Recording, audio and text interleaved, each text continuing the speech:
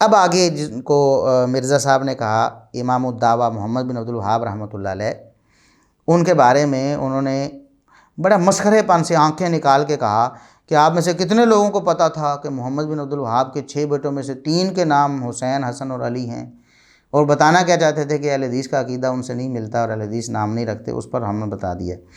کہتے ہیں کہ انہوں نے اپنے بچوں کا نام ابوبکر و عمر و عثمان نہیں بلکہ حسن، حسین اور علی رکھا ہے، یہ کافی نہیں ہے ان کے ہمارے ہم مسلک ہونے کے لیے۔ کہتے ہیں کہ وہ ہمارے ہم مسلک تھے۔ تو ہم کہتے ہیں مرزا صاحب کہ آپ کو خود نہیں پتہ، آپ لوگوں کو پوچھ رہے ہیں کہ آپ کو پتہ نہیں کہ ان کے بیٹوں کے نام کیا تھے، تو ہم کہتے ہیں مرزا صاحب آپ کو نہیں پتہ کہ محمد بن عبد الوہاب رحمۃ اللہ علیہ کا عقیدہ کیا تھا؟ اب پتہ چلے گا کہ بڑے اور اصلی حسینیوں کا عقیدہ بھی آپ چھوڑ چکے ہیں۔ آپ کو بڑے اور اصلی حسینیوں کا عقیدہ پسند نہیں، آپ کو رافضیوں کا عقیدہ پسند ہے۔ اب وہ کہتے ہیں کہ یہ جو وہابی ہے نا اہل حدیث، یہ محمد بن عبد الوہاب کا عقیدہ نہیں اپناتے، کہتے ہیں محمد بن عبد الوہاب کا عقیدہ اور ہے اور اہل حدیثوں کا عقیدہ اور ہے، اور اس بارے میں وہ ایک شعر بھی پڑھ کر لوگوں کو محظوظ کر رہے ہیں کہ اے وہابی اور نے او وہابی اور سی۔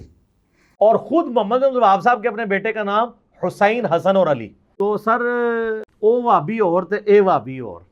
ہم بتاتے مرزا صاحب یہ آپ کی جہالت ہے، یہ بددیانتی ہے، یا تو آپ جاہل ہیں، ہم تو حسن ظن یہی کرتے ہیں کہ آپ جاہل ہوں گے، آپ کو پتہ ہی نہیں ہوگا محمد بن عبد الوہاب رحمۃ اللہ علیہ کا عقیدہ کیا ہے، یا پھر اگر آپ کہیں کہ آپ عالم ہیں جیسے آپ کا دعویٰ ہے، تو پھر آپ بددیانت خود اپنی زبانی ٹھہرتے ہیں، یہ آپ کی بددیانتی۔ پھر ہم کہیں کہ جنہیں آپ بڑے اور اصلی حسینی کہتے ہیں، الحمدللہ اہل حدیث کا بالکل وہی عقیدہ ہے جو ان کا عقیدہ تھا، لیکن آپ جھوٹے حسینی ہو۔ اگر آج ان کا عقیدہ آپ کے سامنے پیش کیا جاتا ہے تو آپ کہتے ہیں یہ ناسبیوں کا عقیدہ ہے۔ آپ دیکھیں ابھی حسینی تھے نا، بڑے حسینی تھے امام محمد بن عبد الوہاب رحمۃ اللہ علیہ، چند لمحوں بعد ان لونڈوں کی نظر میں وہ ناسبی بننے والے ہیں۔ کیسے؟ آئیں جی، مختصر سیرت الرسول کے نام سے ایک اپنی کتاب بھی ہے محمد بن عبد الوہاب رحمۃ اللہ علیہ کی، یعنی بیٹے نے بھی ایک مختصر سیرت الرسول لکھی ہے، اور والد نے محمد بن عبد الوہاب رحمۃ اللہ علیہ شیخ الاسلام امام الدعوہ، انہوں نے بھی مختصر سیرت الرسول کے نام سے کتاب لکھی، وہ بھی پبلشڈ ہے، وہ بھی طبع ہو چکی ہے، لوگوں کے سامنے موجود ہے، ہم اس کے سکین آپ کے سامنے انشاءاللہ یوٹیوب پر جب ویڈیو اپلوڈ ہوگی تو نقل کریں گے۔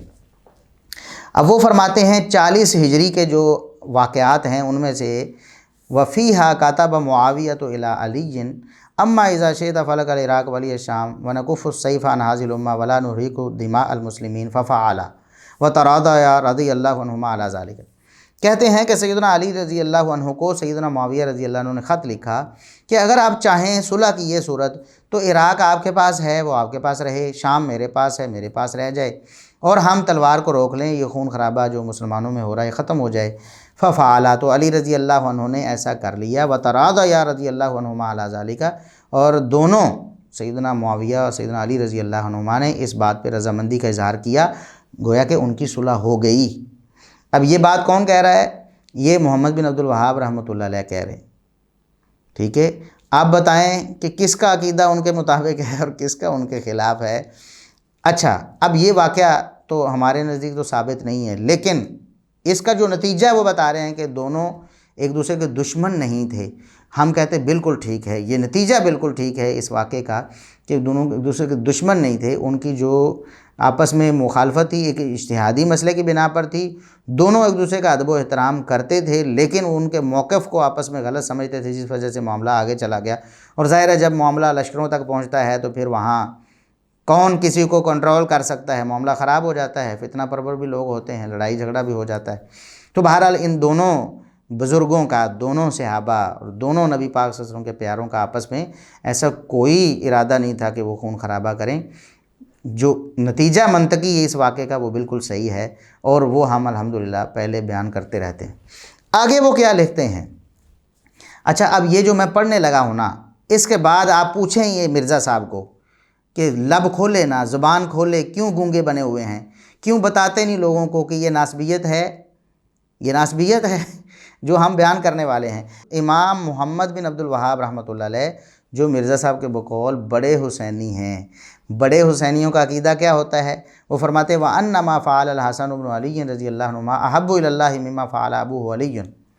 کہتے ہیں کہ دو طرز عمل ہیں، ایک سیدنا علی رضی اللہ عنہ نے اپنایا، تلوار اٹھائی، دوسرا سیدنا حسن رضی اللہ عنہ نے اپنایا، تلوار کو رکھا اور صلح کی۔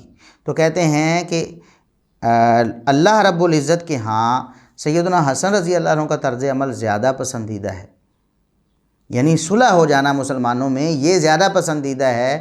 سیدنا علی رضی اللہ عنہ نے تلوار اٹھائی، اس سے زیادہ اچھا ان کے بیٹے حسن رضی اللہ عنہ نے کیا۔ کیوں؟ کہتے ہیں حدیث سے مجھے یہ بات پتہ چلی، لأن رسول اللہ صلی اللہ علیہ وسلم لا یمدحہ علی ترک واجب و مستحب، کہ نبی کریم صلی اللہ علیہ وسلم سیدنا حسن کی تعریف کر رہے ہیں، میرا یہ بیٹا سردار ہے، اللہ ان کی وجہ سے امت کے دو گروہوں میں صلح کروا دے گا۔ کہتے ہیں نبی پاک صلی اللہ علیہ وسلم کسی واجب کے ترک پر مدح تعریف نہیں کر سکتے۔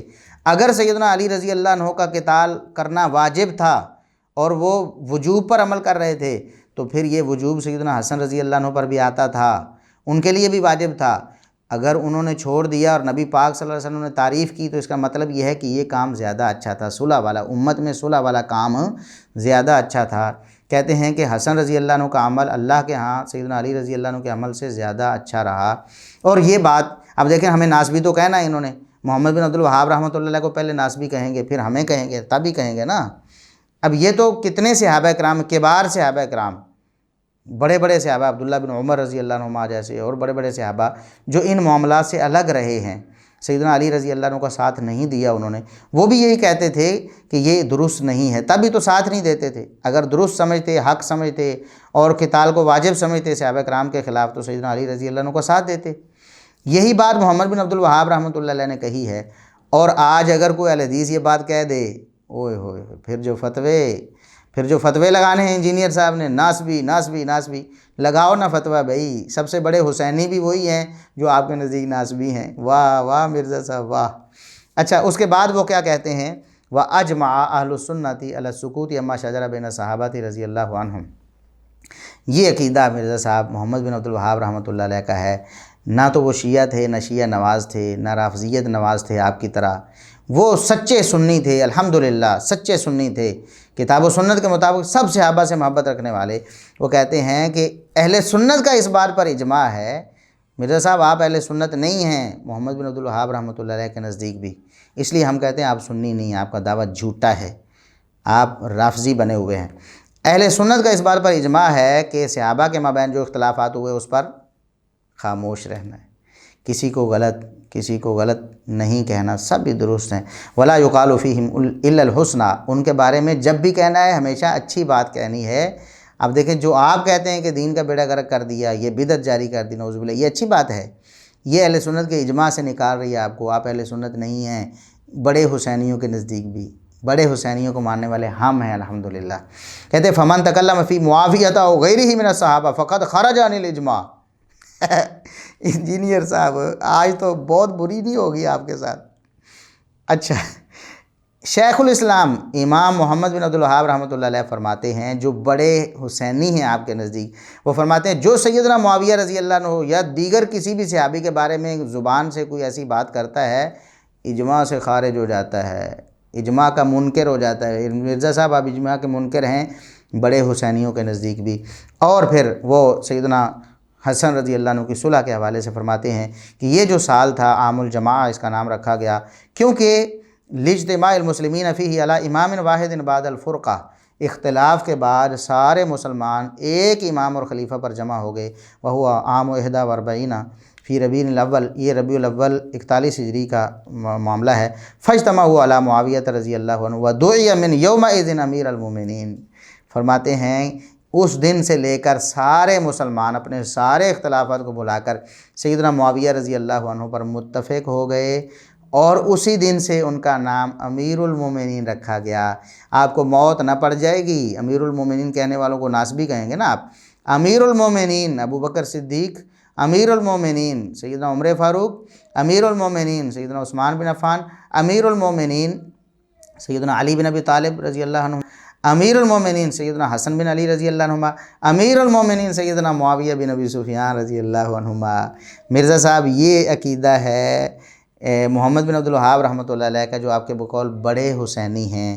اور پھر آگے آخری بات میں ذرا نقل کر دوں، آپ کے لیے بڑی گراں گزرنے والی ہے، لیکن کیا کریں، یہ حالانکہ ہم کیا موقف رکھتے ہیں اس بارے میں، ہم نے اپنی بات واضح کی ہوئی ہے، لیکن شیخ الاسلام امام محمد بن عبد الوہاب رحمۃ اللہ علیہ، جن کو آپ بڑے حسینی کہتے ہیں، وہ بڑے حسینی کیا کہتے ہیں؟ آج اگر اہل حدیث وہ بات کرتے ہو کہتے ہیں ناسبی ہیں، ناسبی ہیں، یہ یزیدی ہیں، یزید کا جھوٹا دفاع کرنے والے ہیں۔ اچھا جی، وہ کہتے ہیں کہ 49 ہجری کے حوادث واقعات میں کہتے ہیں غزوۃ یزید ابن معاویہ ابن ابی سفیان الروم حتی بلغ قسطنطینیہ، کہتے ہیں کہ یہ جو 49 ہجری میں یزید بن معاویہ نے غزوہ کیا روم کا، یعنی روم پر حملہ کیا، یہاں تک کہ قسطنطینیہ پہنچ گئے، اور ان کے ساتھ ابن عباس بھی تھے، ابن عمر بھی تھے، ابن زبیر بھی تھے، اور ابو ایوب انصاری بھی تھے۔ جی مرزا صاحب، وہ تو غزوہ قسطنطینیہ والی جو حدیث ہے اس کو فٹ کر رہے ہیں یزید بن معاویہ پر۔ ہم اس بارے میں اپنا موقف بیان کر چکے ہیں کہ فٹ ہوتی ہے کہ نہیں، اس بارے میں ہماری الگ ویڈیو موجود ہے۔ لیکن مرزا صاحب آپ کے لیے پریشانی کی بات یہ ہے کہ بڑے حسینیوں کا عقیدہ کیا ہے؟ آج وہی عقیدہ کوئی اپنائے تو آپ کے نزدیک یزیدی اور ناسبی، اور آپ جھوٹ بول کر اہل حدیثوں کو بدنام کرتے ہیں کہ ان کا عقیدہ اور ہے اور ابن محمد بن عبد الوہاب رحمۃ اللہ کا عقیدہ ہو رہا ہے۔ آپ بتاؤ نا کس کا عقیدہ ہو رہا ہے، کس کا عقیدہ ہو رہا ہے، آپ لوگوں کو بتاؤ۔